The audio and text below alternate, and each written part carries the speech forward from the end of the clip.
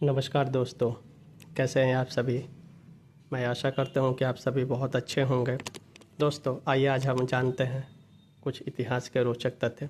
दोस्तों क्या आपको पता है आज़ादी के बाद हमारे देश के कुछ प्रमुख लेखकों ने हमारे क्रांतिकारी देशभक्तों के बारे में कैसे संबोधन करके, कैसे शब्दों का प्रयोग करके उनको संबोधित किया है?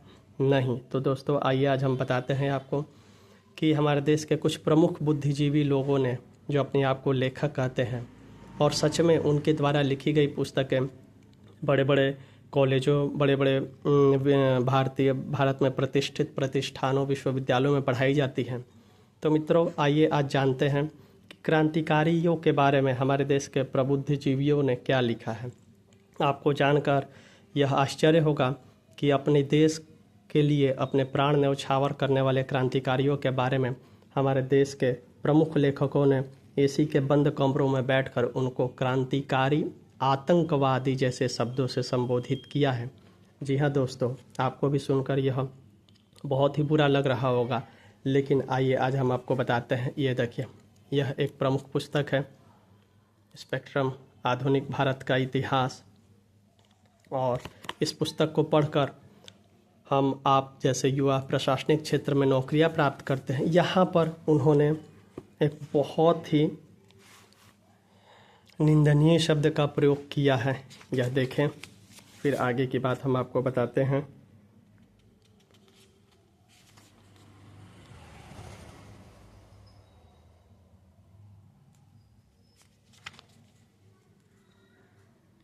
ये देखिए, काकोरी कांड, अगस्त 1925, हिंदुस्तान रिपब्लिक एसोसिएशन का सबसे प्रमुख कार्य काकोरी डकैती था।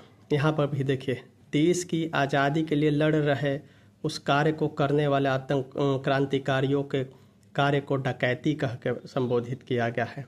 दूसरा शब्द यह देखिए, क्रांतिकारी, आतंकवादी। इसके बाद हम फिर आगे बढ़ते हैं। यहाँ पर भी देखिए,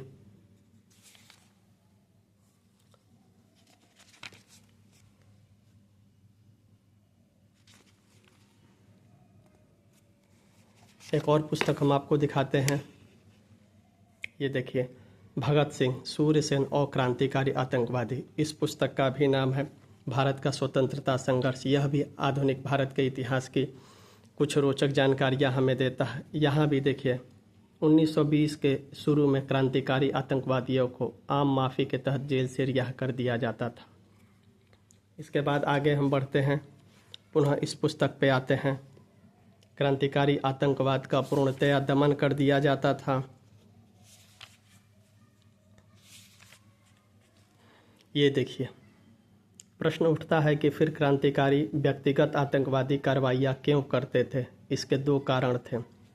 यानी मैं आपको यह कहना चाहता हूँ कि देखिए, उनके कार्य हिंसक जरूर होते थे, लेकिन क्या यह इनका धर्म बनता है कि यह देश के प्राण के लिए प्राणों की न्यौछावर करने वाले उन युवाओं को, उन लोगों को, उन देशभक्तों को जिन्होंने किसी भी चीज़ की चिंता नहीं की और अपने प्राणों को न्यौछावर कर दिया, उनको आतंकवादी कह के संबोधित किया जाए? यहाँ तो उन लोगों ने हद ही कर दी, पाठ का नाम ही रख दिया भगत सिंह, सूर्य सेन और क्रांतिकारी आतंकवादी। तो आपको यह जानकारी कैसी लगी कमेंट बॉक्स में हमें ज़रूर लिखें, और आगे जिस भी विषय पर जानकारी प्राप्त करना चाहते हैं वो लिखें। नमस्कार।